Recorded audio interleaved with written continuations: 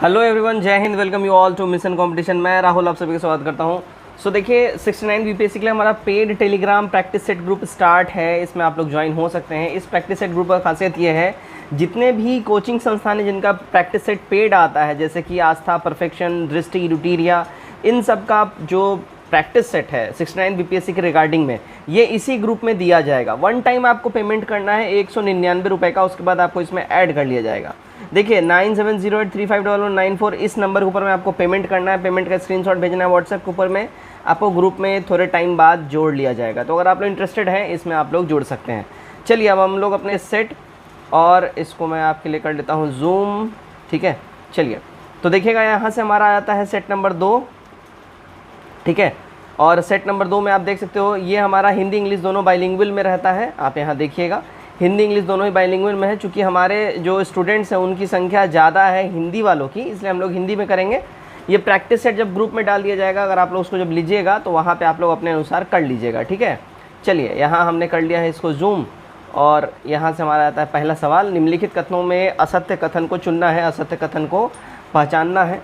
देखिए यहाँ असत्य कथन जो हो जाएगा, भगवद गीता का अंग्रेजी अनुवाद 1790 में विल्किंस ने किया था।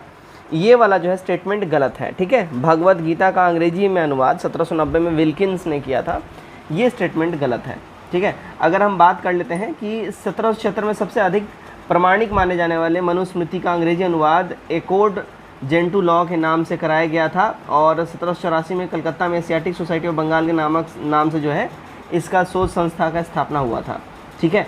भगवद गीता का 1785 में जो है ना अनुवाद करवाया था, 1785 में इसी ने करवाया था, विल्किंस नहीं करवाया था, लेकिन 1785 में करवाया था, 90 में नहीं करवाया था, ध्यान रखिएगा, ठीक है। आगे बढ़ते हैं। देखिएगा नंबर 2 बोल रहा है, महात्मा बुद्ध को ज्ञान प्राप्ति के बाद बुद्ध के सम्मुख 2 बंजारे आए। यही 2 बंजारे बौद्ध धर्म के सर्वप्रथम अनुयायी बने। इसका नाम क्या था? इन दोनों बंजारों का नाम क्या था? तो इन दोनों बंजारों का नाम था तपस्सु और मल्लिक। ए करेक्ट हो जाएगा।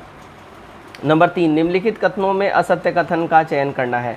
यहाँ रॉन्ग स्टेटमेंट असत्य कथन की बात कर लें तो देखिए इनकी पुस्तक में सिर्फ सिकंदर के आक्रमण का वर्णन है, ये गलत है, ठीक है। अर्ली हिस्ट्री ऑफ इंडिया की रचना विंसेंट आर्थर स्मिथ ने करी थी, और इसके किताब में सिर्फ सिकंदर के आक्रमण की बातें हैं, ये गड़बड़ है, ठीक है ना। बाकी सारी जो है यहाँ पे आपको सही स्टेटमेंट मिलेगा। नंबर 4 देखिए, दक्षिण भारत में उत्पन्न हुए महान इतिहासकार के नीलकंठ शास्त्री 1892 में 1892 अनअकैडमी आपके लिए बेहतरीन ऑफर लेके आया है। अनअकैडमी ऐप जब आप इंस्टॉल करिएगा, स्टोर में जब जाएगा वहाँ आपको ऑनगोइंग कोर्सेज दिख जाएंगे। 15 तारीख से देखिए बिहार कांस्टेबल बैच स्टार्ट हमारा हो चुका है, जो कि 21,000 प्लस पदों पे जो बहाली आई है उसके लिए, और 90 दिनों का target crash course prelims batch के लिए 69 बीपीएससी के लिए हमारा चलाया जा रहा है। इनमें से किसी में भी अगर आप ग्रैब करना चाहें, इनरोल होना चाहें, हो सकते हैं। RKG 11 ये रेफरल कोड जरूर यूज़ करिए, उसके बाद आपको यहाँ पे ह्यूज डिस्काउंट देखने के लिए मिल जाएगा। सिमिलरली आप यहाँ पे देख सकते हैं, यहाँ 27 बीपीएससी मेंस और प्रीलिम्स के लिए फाउंडेशन कोर्स स्टार्ट हो चुका है 8 जून से, और बिहार एस्टेट के लिए भी कक्षा 1 से 5 तक के लिए बिल्कुल ही GS का बैच हमारा स्टार्ट हो चुका है। इसमें से किसी में भी आप अगर इनरोल करना चाहते हैं, आपको बस यूज़ करना होगा कोड RKG 11। ये कोड यूज़ करने के बाद आप अगर जब इनरोल कीजिएगा तो आपको मैक्सिमम डिस्काउंट मिलेगा। सेम यहाँ पे देखिए NCERT का बैच चल रहा है, और इंग्लिश माध्यम का 69 बीपीएससी के लिए प्रीलिम्स का बैच चलाया जा रहा है। आप जिसमें भी चाहें आप इनरोल कर सकते हैं। भूलिएगा नहीं, कोड RKG 11 आपको ये यूज़ करना होगा, उसके बाद ही आपको मैक्सिमम डिस्काउंट मिलेगा। और अगर आप चाहें इकोनॉमिक्स का और बिहार स्पेशल बैच ले सकते हैं। 1975 की इनकी पुस्तक है। देखिए इनकी जो पुस्तक है, अगर हम बात कर ले कौन सी है ना, तो देखिए इनकी पुस्तक है a history of ancient India, a history of south Indians. D हो जाएगा। दोनों ही किताबें इनके द्वारा लिखी गई हैं। 5 नंबर देखिएगा, निम्नलिखित कथनों में कौन असत्य कथन है उसका चयन करना है। असत्य कथन, ठीक है। यहाँ पे असत्य कथन की बात करें, देखिए an introduction to the study of Indian history की रचना प्रशांत सान्याल ने करी है। यहाँ पे क्या बोल रहा है, ये वाला कथन असत्य है, ठीक है, क्लियर। तो an introduction to the study of Indian history की रचना D.D. कौशाम्बी ने करी है। ध्यान रखिएगा, D.D. कौशाम्बी, है ना, ध्यान रखिएगा। चलिए नंबर 6 देखिएगा, निम्नलिखित कथनों में असत्य कथन की पहचान करना है। यहाँ पे असत्य कथन कौन सा है? असत्य कथन देखिए, प्राचीन भारत के इतिहास सबसे अधिक सिक्के गुप्त काल में मिले, ये वाला असत्य बोला जा रहा है। देखिए प्राचीन भारत के इतिहास सबसे अधिक सिक्के मौर्योत्तर काल में मिला है, गुप्त काल में नहीं, है ना। अच्छा चलिए इधर से है 7 नंबर हिंदी में। हाँ जी, निम्नलिखित में से असत्य कथन का चयन करना है। यहाँ पे रॉन्ग स्टेटमेंट कौन सा है, तो देखिए मौर्योत्तर काल में सोने के सिक्के सबसे अधिक जारी किए गए थे। यहाँ पे ये वाला स्टेटमेंट जो है आपका रॉन्ग हो जाता है, ठीक है। गुप्त काल में सोने के सिक्के सबसे अधिक जारी किए थे, ठीक है। चलिए आगे बढ़ते हैं। निम्नलिखित में से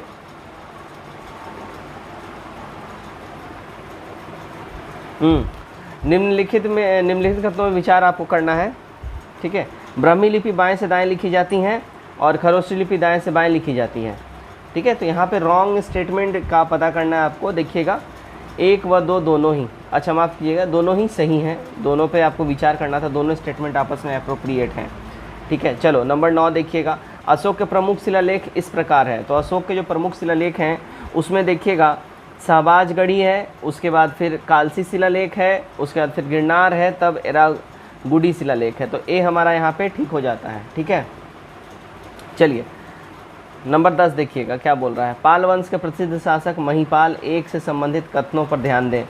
इसे कथनों पर ध्यान देने की बात कर लें तो देखिएगा यह विग्रहपाल द्वितीय का उत्तराधिकारी था। इसे पाल वंश का दूसरा संस्थापक माना जाता है। राजेंद्र चोल के आक्रमण से इसके साम्राज्य को आघात पहुंचा और इसके राज की सीमा पश्चिम में बनारस तक थी।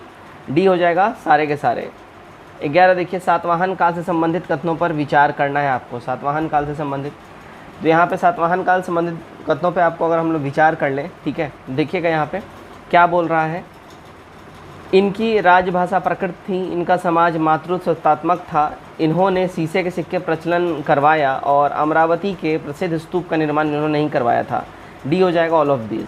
12 ज्यामिति और गणित का अध्ययन आरंभ होता है। देखिए ज्यामिति और गणित का जो अध्ययन है ये आरंभ होता है सुलभ सूत्र से, ठीक है। बी हमारा करेक्ट हो जाएगा। सुलभ सूत्र में यज्ञ वेदी के निर्माण के लिए विभिन्न प्रकार के मापों का विधान इसमें दिया हुआ है, तो यहीं से ये माना जाता है कि ज्यामिति और गणित का अध्ययन जो है स्टार्ट हो जाता है।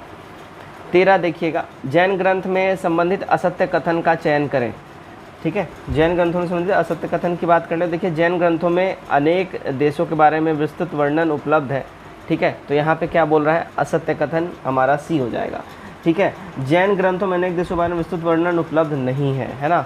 वो भारत और चाइना वगैरह जहाँ जहाँ जैन सभ्यता जहाँ जहाँ फैली हुई थी, ठीक है, वहाँ तक का ही इसमें वर्णन आपको मिलेगा। 14 देखिए, डैश ने गिरनार पर्वत पर स्थित सुदर्शन झील का पुनरुद्धार कराया जिसका निर्माण डैश ने किया था, रिक्त स्थानों की पूर्ति करें, ठीक है। देखिए तो स्कंदगुप्त ने गिरनार पर्वत में स्थित सुदर्शन झील का पुनरुद्धार करवाया और इसको बनवाया कौन था, अगर हम बात कर लें तो समुद्रगुप्त, माफ कीजिएगा, चंद्रगुप्त मौर्य बनवाया था, ठीक है। 15 देखिए, कौटिल्य के ग्रंथ अर्थशास्त्र से संबंधित असत्य कथन का चयन करना है और रॉन्ग स्टेटमेंट की बात हो रही है। तो यह 18 अधिकरणों या खंडों में विभक्त है, ये वाला गड़बड़ है, ठीक है। यह 15 अधिकरण और खंडों में विभक्त है। 16 कालिदास द्वारा रचित अभिज्ञान शकुंतलम में वर्णन है किसका, तो कालिदास द्वारा रचित अभिज्ञान शकुंतलम में अगर हम बात कर लें वर्णन की तो ये गुप्तकालीन समाज का है। 17 देखिए, संगम ग्रंथों में किस नगर का उल्लेख अत्यंत समृद्धशाली शहर के रूप में किया गया है संगम ग्रंथों में, तो ये किया गया है देखिए कावेरीपट्टनम का। सी हमारा करेक्ट हो जाएगा, है ना। कावेरीपट्टनम का समृद्ध अस्तित्व पुरातात्विक साक्ष्य से समर्थित यहाँ पे आपको साक्ष्य मिलेगा, ठीक है। उस टाइम में बहुत ही सुसज्जित शहर था इन लोग का। 18 देखिए, किस मसाला को यवन प्रिय कहा गया है। देखिए यवन प्रिय जो है ना, गोल मिर्च या काली मिर्च बोल लीजिए, उसको बोला गया है। 19 पेरिप्लस ऑफ द एरेथियन सी की रचना 80 से 115 AD के मध्य किसके द्वारा की गई थी। देखिए इसकी जो रचना है ना, इसके राइटर का अभी तक कुछ पता होता चला है नहीं, इसलिए डी मारिएगा, ठीक है, डी राइट। चलिए नंबर 20 देखिएगा, क्या बोल रहा है, लैटिन भाषा में लिखी गई एक पुस्तक जिसमें भारत और इटली के बीच होने वाली व्यापार की जानकारी मिलती है, तो किसमें मिलेगी, तो देखिए ये मिलती है आपको नेचुरल हिस्टोरिका में, आपको ये मिलती है, ठीक है। लैटिन भाषा में लिखा गया है ये किताब नेचुरल हिस्टोरिका, जिसमें भारत और इटली में होने वाले व्यापार की बारे में पता चलता है। 21 देखिए, निम्नलिखित मंदिरों को उत्तर से दक्षिण की ओर व्यवस्थित करना है। उत्तर से दक्षिण की ओर, ठीक है। तो पहले कैलाश मंदिर, तब होयसल मंदिर, उसके बाद बृहदेश्वर मंदिर, तब मीनाक्षी मंदिर। बी हमारा 21 का करेक्ट हो जाएगा। 22 देखिए, निम्नलिखित कथनों पे आपको विचार करना है, ठीक है। तो यहाँ पे देखते हैं हम लोग निम्नलिखित कथनों पे। देखिए विक्रम संवत का आरंभ 57 ईसा पूर्व में हुआ था, ठीक है। शक संवत आरंभ 78 ईसा पूर्व में हुआ था, गुप्त संवत 319 ईस्वी पूर्व में हुआ था। सी करेक्ट हो जाएगा, सारे के सारे यहाँ सही हैं हमारे।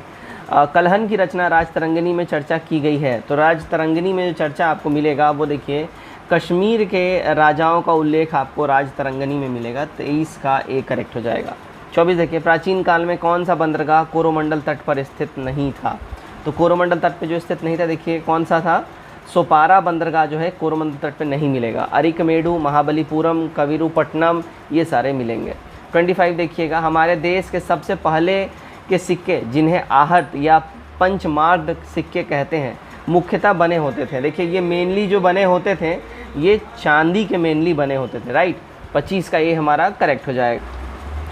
चलिए अगला सवाल देखते हैं हम लोग, नंबर 26 क्या बोल रहा है देखिए प्राचीन काल में कहाँ की पहाड़ियों में चांदी की खानें मौजूद थीं जिसका उल्लेख अकबर के समय तक मिलता है।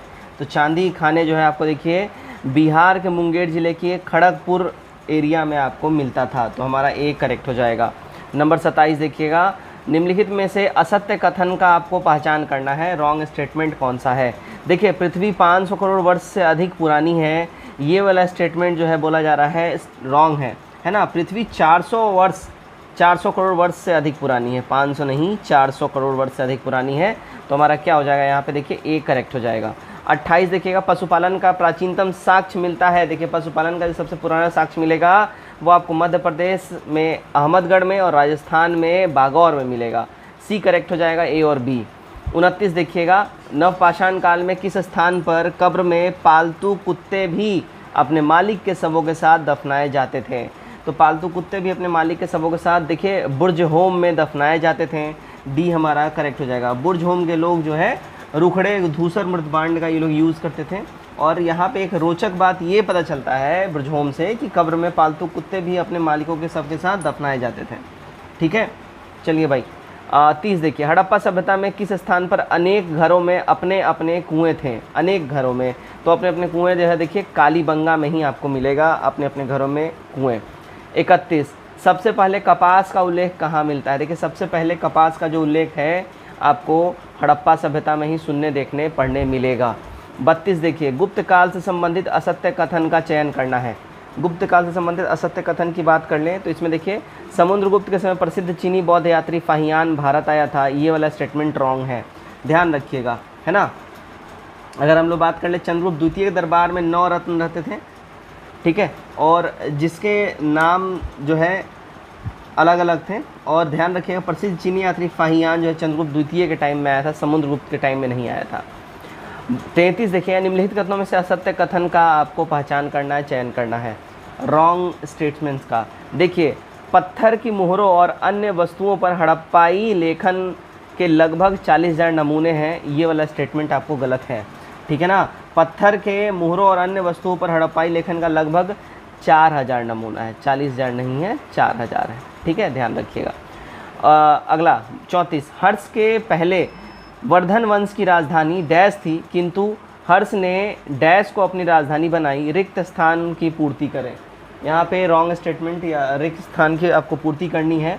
देखिएगा थानेश्वर कन्नौज को इसने राजधानी बनाई, है ना। तो हर्ष के पहले वर्धन वंश की राजधानी क्या थी, थानेश्वर थी, और हर्ष ने कन्नौज को अपनी राजधानी बनाया था।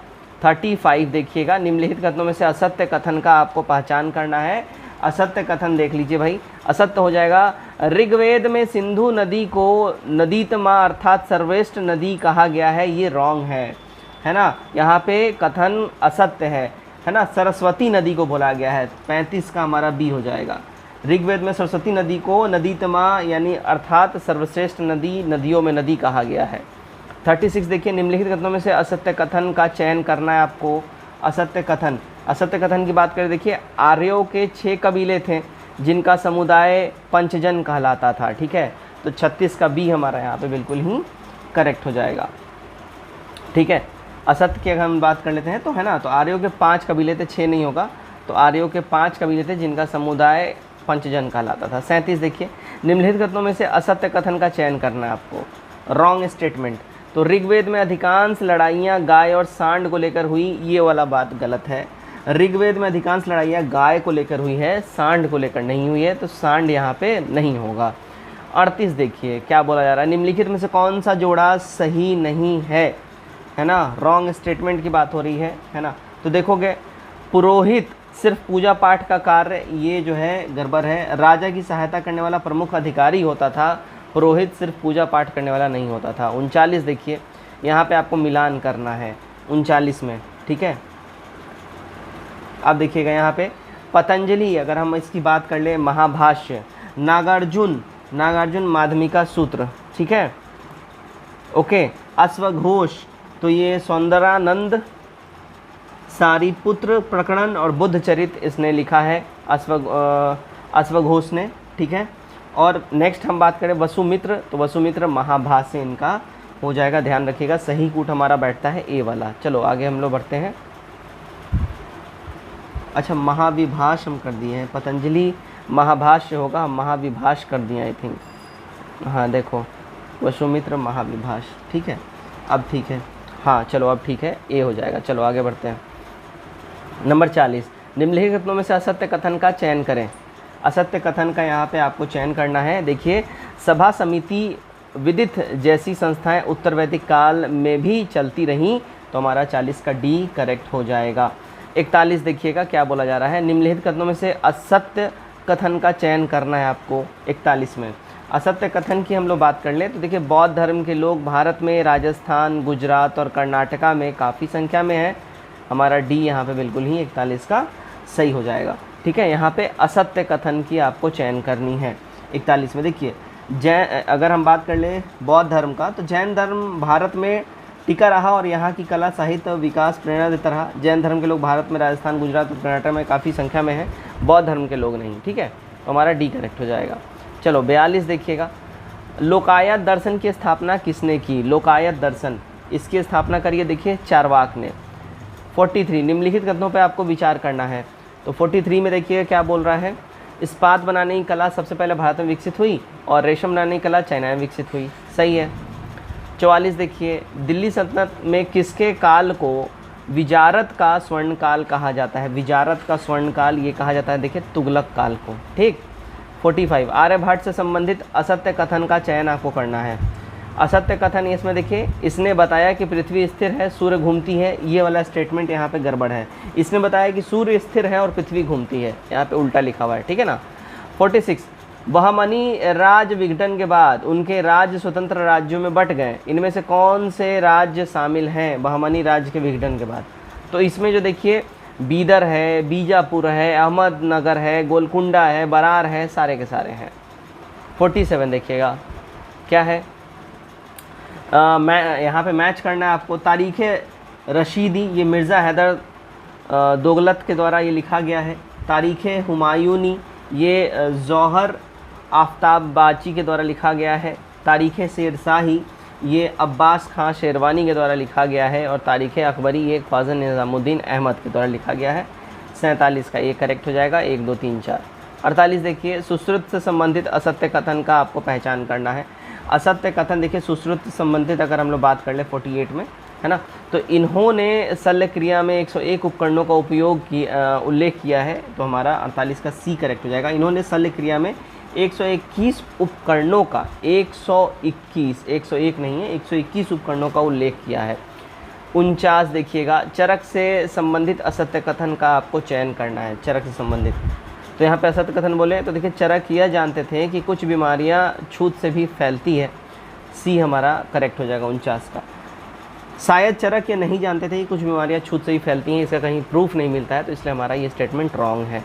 50 देखिए, ऋग्वेद काल में दुहितु कहा जाता था। देखिए, दुहितु जो है ऋग्वेद काल में बेटी को कहा जाता था। 51, सम्राट अशोक ने अपने धर्मदूतों द्वारा बौद्ध धर्म को अनेक देशों में फैलाया, जिसमें शामिल है, तो इनके में शामिल है देखिएगा, श्रीलंका जो कि सिलोन के नाम से बाद में जाना गया, बर्मा, तिब्बत, जापान, चाइना, सब सुमेलित है। 52 देखिएगा, प्राचीनतम किस बौद्ध ग्रंथ में गाय को भोजन रूप और सुख देने वाली आनंद वंदा सुखदा कहा गया है। तो ये कहा गया है देखिए सुतनीपात में, ठीक है, सुतनीपात में। तो बौद्ध धर्म ने अहिंसा और जीव मात्र के प्रति दया की भावना जगाकर देश में पशु धन की वृद्धि करी थी। और इसी से रिलेटेड आपको सूतनीपात में इसका वर्णन मिलेगा। 53 देखिए 16 महाजनपदों में सबसे पूर्व में स्थित महाजनपद कौन था सबसे पहले, तो ये था अंग, सबसे पूर्व में स्थित ये महाजनपद है। ठीक है, ध्यान रखिएगा। ठीक है, आगे बढ़ते हैं हम लोग। इसकी राजधानी चंपा थी, ध्यान रखिएगा, है ना। अंग जनपद था और इसका जो रीजन है मुंगेर और भागलपुर वाला रीजन था बिहार में अंग का, है ना। मुंगेर और भागलपुर यहाँ पे मिलेगा। और इसका जो है कैपिटल की बात कर लें, ठीक है ना, इसकी राजधानी चंपा थी, अंग की राजधानी चंपा। चलो 54 देखिएगा, निम्न में से असत्य जोड़े का चयन करना है। असत्य जोड़े का चयन की बात कर लें तो देखिएगा यहाँ पे काशी कुशीनारा, ये वाला गड़बड़ है। काशी जो है कुशीनारा नहीं होगा, वाराणसी हो जाएगा। ठीक है, ध्यान रखिएगा। चलिए आगे बढ़ते हैं। 55 निम्न विकल्पों में सही विकल्प आपको चुनना है। सही विकल्पों की बात कर लें तो हर्यक वंश, सुनाग वंश, नंद वंश, मौर्य वंश, ये वाला जो है सही विकल्प अपना हो जाएगा 55 का सी। 56 देखिए मौर्य साम्राज्य की राजधानी पाटलिपुत्र का प्रशासन कितनी समितियां करती थीं? 5 समितियां करती थीं। 56 का हमारा माफ़ कीजिएगा 6 समितियां करती थीं। डी हमारा हो जाएगा 56 का डी। तो मौर्य राजधानी पाटलिपुत्र का शासन जो 6 समितियां करती थी और हर एक समिति में 5 सदस्य होते थे। ठीक है, यानी कि टोटल 30 जो है मेंबर्स हुआ करते थे। 57 देखिएगा, अशोक के अभिलेखों को बांटा गया है। अशोक के जो अभिलेख हैं इसको बांटा गया है। देखिएगा दीर्घ शिलालेख में, लघु शिलालेख में, पृथक शिलालेख में, स्तंभ शिलालेख में, लघु स्तंभ लेख में, डी हो जाएगा ऑल ऑफ दीज। अशोक से संबंधित असत्य कथन का आपको पहचान करना है। असत्य कथन की बात कर ले तो अशोक के सभी अभिलेखों में नाम अशोक मिलता है, ये गड़बड़ है ना। अशोक के 4 अभिलेख मस्की, गुर्जरा, निट्रू में हैं और उसमें अशोक नाम मिलता है, बाकी सब में अलग अलग नाम मिलता है। ठीक है, देवनाम प्रिय भी है और भी अलग अलग नाम है। 59 हिंद यूनानी शासक मिनांडर ने नागसेन से बौद्ध धर्म पर अनेक प्रश्न पूछे। यह प्रश्न व उत्तर एक पुस्तक में संग्रहित है जिसका नाम है, तो इसका नाम क्या है इस पुस्तक का, तो उस पुस्तक का नाम है मिलिंद पन्हो। ठीक है, चलो नंबर 60 देखिएगा, मौर्योत्तर काल में विदेशी जनजातियों के आने का क्रम है। तो मौर्योत्तर काल में विदेशी जनजातियों का आने का जो क्रम है वो है, देखिए पहले आया शक, पहले आए यवन, फिर शक, फिर पहल्लव, फिर कुषाण।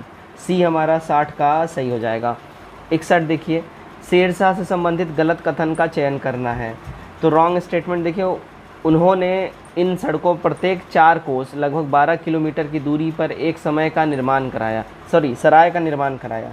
ये वाला गड़बड़ है। देखिए उन्होंने इन सड़कों प्रत्येक 2 कोस पर, यानी कि प्रत्येक 6 किलोमीटर पे, ठीक है 2 कोस लिख लीजिए, एक सराय का निर्माण ये करवाया था। 4 नहीं 2 होगा। ठीक है, चलो 62 देखिएगा, पूर्व मध्यकाल 800 से 1200 ईस्वी के समय पूर्वी दुनिया में विख्यात नालंदा विश्वविद्यालय का पुनरुद्धार किसने कराया था? तो इसका पुनरुद्धार करवाया था देखिए धर्मपाल ने। ठीक है, 63 प्रतिहार समाज का वास्तविक संस्थापक कौन था? तो प्रतिहार समाज का वास्तविक संस्थापक की बात कर लें, भोज था। कौन था? भोज। ठीक है, आगे बढ़ते हैं। बख्तियार खिलजी से संबंधित सही कथन का चयन करें। बख्तियार खिलजी से संबंधित यहाँ पे सही कथन कौन सा हो जाएगा? देखिए उन्होंने मोइजुद्दीन द्वारा बंगाल का राज्यपाल नियुक्त किया गया और उसने बिहार के कुछ प्रसिद्ध बौद्ध मठों पर आक्रमण कर उन्हें नष्ट कर दिया। सी हो जाएगा हमारा। 65 देखो, तंजौर के राज राजेश्वर मंदिर का निर्माण किसने करवाया था? तंजौर के राज राजेश्वर मंदिर का निर्माण देखिए राजराज प्रथम के द्वारा करवाया गया था, ध्यान रखिएगा। नेक्स्ट क्वेश्चन देखते हैं हम लोग, क्वेश्चन नंबर 66। पाल शासक किस धर्म को मानते थे? देखिए पाल शासक की अगर हम बात कर लें किस धर्म को ये लोग माना करते थे, राइट, बौद्ध धर्म के ये लोग फॉलोअर थे पाल शासक, राइट, बी हमारा करेक्ट हो जाएगा। 67 देखिए, सन 1001 में महमूद गजनवी ने किसे हराया जिसने हारने के बाद खुद को आग के हवाले कर दिया था? तो महमूद गजनवी ने, ध्यान रखिएगा, ये जयपाल को हराया था। 67 का ये हो जाएगा। ठीक है, जयपाल के दिल में पराजय का इतना और अपमान का इतना ज़्यादा गुस्सा आ गया था कि उसने खुद को जो है जिंदा जला लिया था। उसके बाद उसका पुत्र आनंदपाल राजा बना था आगे चल के। 68 देखिएगा, मोहम्मद गौरी की हत्या के बाद उसके भारतीय राज्य प्रदेशों का उत्तराधिकारी किसे प्राप्त हुआ? उत्तराधिकार किसे प्राप्त हुआ? सॉरी, देखिए करेक्ट हो जाएगा, कुतुबुद्दीन ऐबक को प्राप्त हुआ। ठीक है, 69 देखिएगा, भारत में सती प्रथा का पहला प्रमाण कहाँ से प्राप्त होता है? देखिए सती प्रथा का पहला प्रमाण भारत के अंदर में एरन अभिलेख से आपको मिलेगा। 70 देखिए, तुर्कान चहलगानी का गठन किसने किया था? देखिए इसका गठन किया था इल्तुतमिश ने, और तुर्कान चहलगानी को ख़त्म किया था बलबन ने, ध्यान रखिएगा। 71 देखते हैं हम लोग, खून और फौलाद की नीति अपनाई थी। खून और फौलाद की नीति ऑब्वियसली बलबन ने अपनाई थी, यानी लौह एवं रक्त की नीति, ठीक है। चलो 72 देखो, कौन अपने आप को ईश्वर का अभिशाप कहने में गर्व का अनुभव करता था? तो ईश्वर का अभिशाप खुद को बोला करता था, देखिए चंगेज खां। ये हमारा करेक्ट हो जाएगा, ठीक है। चलो भाई आगे बढ़ते हैं। नंबर 73 देखो, एकमात्र बंगाल का लखनौती अभियान जिसका नेतृत्व डैश ने दिल्ली से दूर जाकर किया था, किसने किया था? तो ये किया था देखिए बलबन ने, डी करेक्ट हो जाएगा। 74 अलाउद्दीन खिलजी की मुलाकात मलिक काफूर से हुई थी। तो अलाउद्दीन खिलजी की मुलाकात मलिक काफूर से गुजरात के अभियान के दौरान में हुई थी, ये करेक्ट होगा। 75 देखिए, दिल्ली के प्रसिद्ध सूफी संत निज़ामुद्दीन औलिया ने दिल्ली सल्तनत के किस शासक से भेंट स्वीकार करने और उसे सम्मान दिया था? तो ये सम्मान दिया था उसने देखिए खुसरो को, अमीर खुसरो को, ध्यान रखिएगा, ठीक है। ठीक है, चलिए भाई आगे हम बढ़ते हैं। 76 दिल्ली सल्तनत से संबंधित जोड़ों को सुमेलित करना है यहाँ पे, ठीक है। तो नायबे मुमालिक, अगर इसकी हम बात करते हैं मामलिकात, तो ये बहराम शाह से रिलेटेड हो जाएगा, ठीक है। उसके बाद देखिएगा अगर हम बात करें दीवाने अमीर कोही की अगर हम बात कर लें, मोहम्मद बिन तुगलक हो जाएगा, MBT, ठीक है। दीवाने मुख्तराज, ये मुख्तराज अलाउद्दीन खिलजी से संबंधित हो जाएगा, और दीवाने अर्ज बलबन से संबंधित हो जाएगा। सही कूट हमारा बैठता है सी वाला। चलो 77 देखते हैं, अमीर खुसरो किस सुल्तान के दरबार में रहते थे? किस सुल्तान दरबार में अमीर खुसरो रहते थे? अलाउद्दीन खिलजी के दरबार में रहते थे। 78 देखिए, मोहम्मद बिन तुगलक ने अपनी राजधानी दिल्ली से दौलताबाद बनाई, इसके बीच की दूरी क्या है? दिल्ली से दौलताबाद के बीच की दूरी है देखिए 1500 किलोमीटर्स। 79 इब्न बतूता किसके काल में दिल्ली आया था? देखिएगा ये जो है ना, दिल्ली आया था मोहम्मद बिन तुगलक के टाइम में, तुगलक वंश का था मोहम्मद बिन तुगलक, और 1333 में जो है ये आया था, ध्यान रखिएगा आप लोग, ठीक है जी। चलो 80 देखते हैं हम लोग, क्या बोल रहा है, किस या किन सुल्तान या सुल्तानों के काल में भूराजस्व उपज का आधा हिस्सा रहा? तो ये रहा था देखिएगा अलाउद्दीन खिलजी और मोहम्मद बिन तुगलक, दोनों ने ही उपज का आधा हिस्सा लेना जो है ना कर के रूप में स्वीकार किया था। 81 देखिए, किस सुल्तान ने सेना में वंशानुगत का सिद्धांत लागू किया था? तो ये लागू किया था सिद्धांत देखिए फिरोज शाह तुगलक, अंग्रेजी में हम लोग इसको बोलते हैं FST, ठीक है। 82 देखिए, किस सूफी संत के आशीर्वाद से अकबर के पुत्र सलीम यानी जहांगीर का जन्म हुआ था? जहांगीर का जन्म हुआ था देखिए मोइनुद्दीन चिश्ती के आशीर्वाद से। 83 देखिएगा, किस सुल्तान के राजमहल का वर्णन करते हुए हजारा स्तंभों वाले दरबार की चर्चा की गई थी? तो इसकी चर्चा की गई थी मोहम्मद बिन तुगलक के लिए, ठीक है। 84 कुतुब मीनार के निकट कुव्वतुल इस्लाम मस्जिद पहले क्या था? तो कुव्वतुल इस्लाम मस्जिद जो है पहले देखिए ये विष्णु मंदिर हुआ करता था, ध्यान रखिएगा इस बात का। 85 देखिएगा, कुछ हिंदू जानते हैं कि इस्लाम एक सच्चा धर्म है लेकिन वे इस्लाम को कबूल नहीं करते, ठीक है। ये कथन किसका है? ये कथन जो है देखिए निज़ामुद्दीन औलिया का है, ठीक है। 86 विजयनगर राज्य की स्थापना हरिहर और बुक्का ने की, ये हिंदू धर्म से थे, बाद में इन्होंने इस्लाम धर्म को ग्रहण कर लिया। किसके निर्देश पर हरिहर बुक्का ने पुनः हिंदू धर्म को स्वीकार किया था? तो इन्होंने अपने गुरु विधरण के जो है निर्देशों के अनुसार फिर इन्होंने हिंदू धर्म वापस अपनाया। विजयनगर के किस शासक ने तुंगभद्रा नदी पर एक बांध बनवाया था? तुंगभद्रा नदी के ऊपर बांध देखिए देवराय प्रथम के द्वारा बनवाया गया था, ठीक है, ध्यान रखिएगा इस बात का।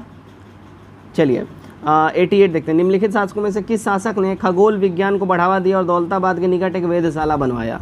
तो खगोल विज्ञान को बढ़ावा दिया था फिरोज शाह तुगलक ने, और इसने ही वेधशाला का भी निर्माण करवाया था। मनसबदारी प्रणाली के संदर्भ में निम्नलिखित में से कौन सा कथन सही नहीं है?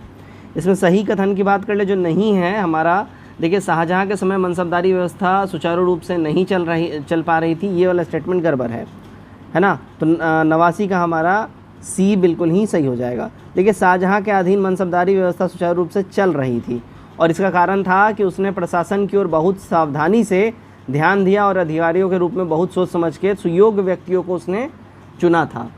90 देखिए, गुजरात के शासक महमूद बेगड़ा के समकालीन पुर्तगाली गवर्नर कौन सा था? तो वो था देखिए अल्मेड़ा। 91 देखिए प्रसिद्ध हिंदी महाकाव्य पद्मावत का रचयिता मलिक मोहम्मद जायसी किससे संबंधित है? तो इसका संबंध देखिए जौनपुर उत्तर प्रदेश से मलिक मोहम्मद जायसी का संबंध है। 92 ज़ैनुल आबिदीन को कहा जाता है, देखिए ज़ैनुल आबिदीन को जो है कश्मीर का अकबर कहा जाता है, कश्मीर का ये शासक था ज़ैनुल आबिदीन। 93 कौन सा सूफी संत यौगिक प्राणायाम भी करता था और इसमें वह इतना पारंगत था कि योग लोग इसे सिद्ध पुरुष कहा करते थे, योगी लोग इसको सिद्ध पुरुष कहा करते थे? तो ये था देखिए निज़ामुद्दीन औलिया, ठीक है, डी हमारा करेक्ट हो जाएगा। ये योग में भी काफ़ी ज़्यादा महारत इसको हासिल था। कुषाणों से संबंधित सही कथन का आप चयन करिए। कुषाणों से संबंधित देखिए क्या बोल रहा है, कुषाण उन 5 कुलों में से एक थे जिनमें यूची जनजाति विभाजित थी। तो हमारा केवल ए वाला 94 करेक्ट हो जाएगा, ठीक है। दारा सिकोह के संदर्भ में निम्नलिखित कथनों पर आपको विचार करना है। दारा सिकोह के संदर्भ में देखिएगा क्या है कि उसने गीता का फारसी भाषा में अनुवाद कराया था, ठीक है। उसने वेदों का दिव्य ग्रंथ की संज्ञा दी थी, ठीक है। सी हमारा करेक्ट हो जाएगा 95 का, ठीक है ना। क्लियर, चलो आगे हम लोग बढ़ते हैं। 96 देखिएगा सिख धर्म के गुरु नानक के बारे में असत्य कथन कौन सा है, उसका चयन करना है। असत्य कथन है इनका जन्म 1489 में रावी नदी के तट पर तलवंडी में हुआ था, ये गड़बड़ है। 1469 में इनका जन्म हुआ था, 1469 में, है ना, ध्यान रखिएगा, रावी नदी के तट में तलवंडी में। ये रबाब नामक साज बजाया करते थे। 97 बाबर से संबंधित असत्य कथन का चयन करना है आपको। असत्य कथन की बात कर ले, देखिए इसका प्रसिद्ध स्मरण तुजुके बाबरी उर्दू में लिखा गया था, ये वाला जो है असत्य कथन है, ठीक है। 97 का इसका प्रसिद्ध जो स्मरण है तुजुके बाबरी, ये तुर्की भाषा में लिखा गया था, उर्दू में नहीं था। 98 देखिए शेर खान से संबंधित असत्य कथन का चयन करना है। असत्य कथन की बात कर ले, देखिए शेरशाह का साम्राज्य बंगाल से लेकर कश्मीर लेते हुए सिंधु नदी तक फैला हुआ था, तो ये वाला हमारा स्टेटमेंट गड़बड़ है, ठीक है, असत्य कथन है ना। तो अगर हम इसकी बात कर लेते हैं, शेरशाह का जो साम्राज्य बंगाल से लेकर कश्मीर तक, कश्मीर को छोड़कर सिंधु नदी तक फैला हुआ था, ठीक।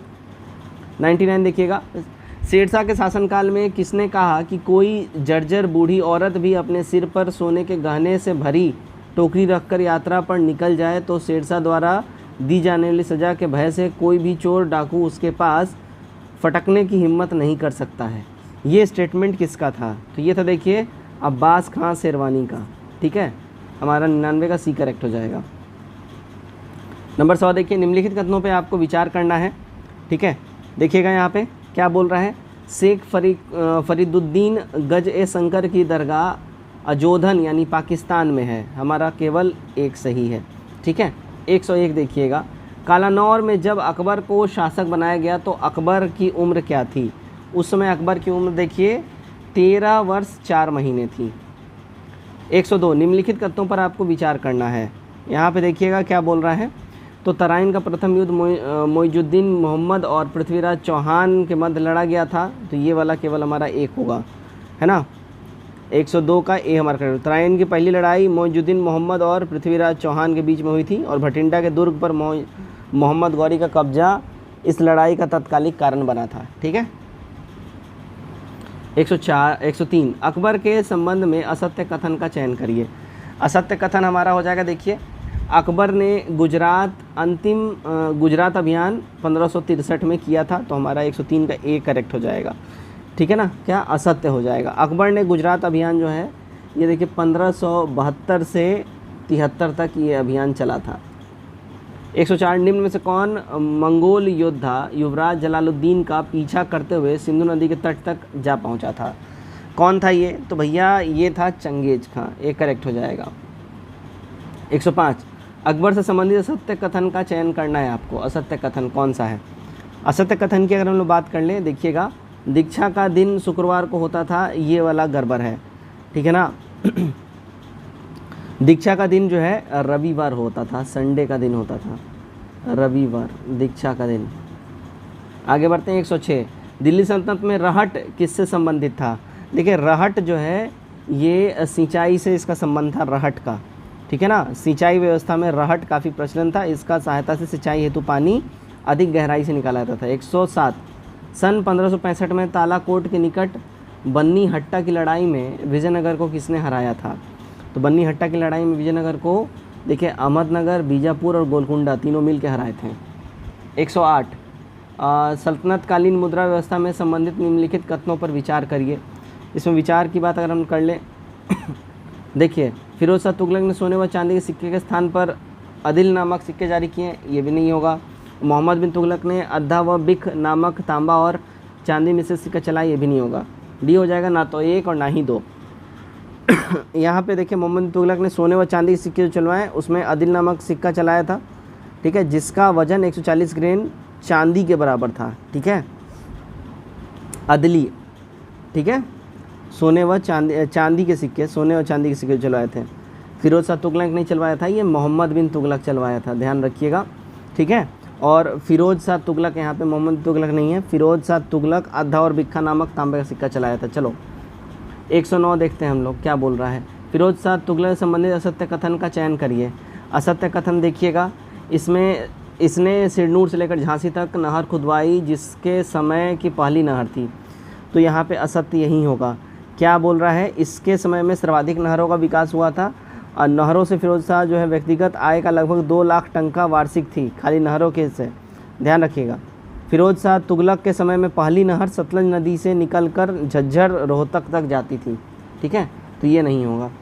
110 किस मुगल शासक ने अपना संस्मरण में लिखा है कि मराठे बड़े दुर्धर्ष हैं और इस देश में वे प्रतिरोध का केंद्र हैं?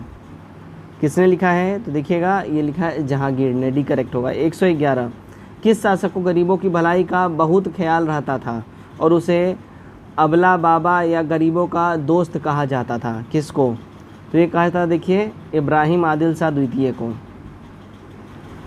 112 चार मीनार से संबंधित असत्य कथन का चयन करें। चार मीनार से रिलेटेड असत्य कथन का जो है आपको यहाँ पे चयन करना है, राइट। देखिए प्रत्येक मीनार की ऊंचाई 36 मीटर है, राइट, हमारा यहाँ पे असत्य ये हो जाएगा। 112 का जो डी है, देखिए प्रत्येक मीनार की जो हाइट है वो 48 मीटर्स है। 113 खुसरो ने विद्रोह किस मुगल शासक के समय किया था? ठीक है, तो खुसरो का जो विद्रोह हुआ था ये जहांगीर के टाइम में हुआ था, ध्यान रखिएगा। 114 देखिए निम्न कथनों में से कौन सा कथन रॉन्ग है, असत्य है? असत्य कथन है देखिए मराठों को दक्कन के मामले में केंद्र के रूप में पहचानने वाला पहला मुगल बादशाह अकबर था, ये वाला गड़बड़ है ना। यहाँ पे देखिएगा मराठों को दक्कन के मामले में केंद्र के रूप में पहचानने वाला पहला मुगल बादशाह जहांगीर था, अकबर नहीं था, ठीक है, जहांगीर। 115 देखिएगा मुगल काल के शासकों के प्रशासन में हिंदुओं की संख्या से संबंधित कथन पर ध्यान दीजिए, ठीक है। अकबर के टाइम में देखिएगा 16% हिंदू उसके यहाँ कर्मचारी थे। शाहजहाँ के टाइम में 24% हिंदू कर्मचारी थे। औरंगज़ेब जो सबसे ज़्यादा कट्टर था उसके टाइम में सबसे ज़्यादा हिंदू कर्मचारी थे 33%, ध्यान रखिएगा। सही कूट हमारा डी वाला बैठता है, उपयुक्त सभी सही हैं। 116 देखिए यूरोपीय यात्री ने कहा कि आगरा और फतेहपुर सीकरी लंदन से बड़े थे जबकि लंदन उन दिनों यूरोप का सबसे बड़ा नगर था, तो ये किस यूरोपीय यात्री ने कहा था? ये स्टेटमेंट दिया था रॉल्फ फिंच ने। चलिए 117 देखते हैं। सोना चांदी दुनिया के सभी भागों में धूम फिर कर अंत में भारत आकर जमींदोज हो जाते थे और भारत सोने चांदी के लिए नावदान बन गया। उपयुक्त कथन किसका है? देखिए उपयुक्त जो कथन है ये था बर्नियर का, ठीक है, बी करेक्ट हो जाएगा। 118 कहाँ के शासक ने फरमान पाकर डच लोग मछलीपट्टनम में फैक्ट्री की स्थापना की थी? तो इन्होंने फैक्ट्री की स्थापना करी थी गोलकुंडा के शासकों से फरमान पाकर। 111 18वीं शताब्दी में सबसे अच्छा नील पैदा होता था, तो ये होता था कहाँ पे? देखिए गुजरात के सरखेज से और आगरा के निकट बयाना से, तो 1 और 2 दोनों ही हो जाए। 120 आगरा के किले का निर्माण किसने कराया था? देखिए इस किले का निर्माण कराया था अकबर ने, ठीक है। 121 अकबर ने सन 1572 में कहाँ पर राजमहल सह किले का निर्माण कराया था? तो इसने राजमहल सह किले का निर्माण फतेहपुर सीकरी में करवाया था। 122 देखिए निम्नलिखित कथनों में से असत्य कथन का चयन आपको करना है।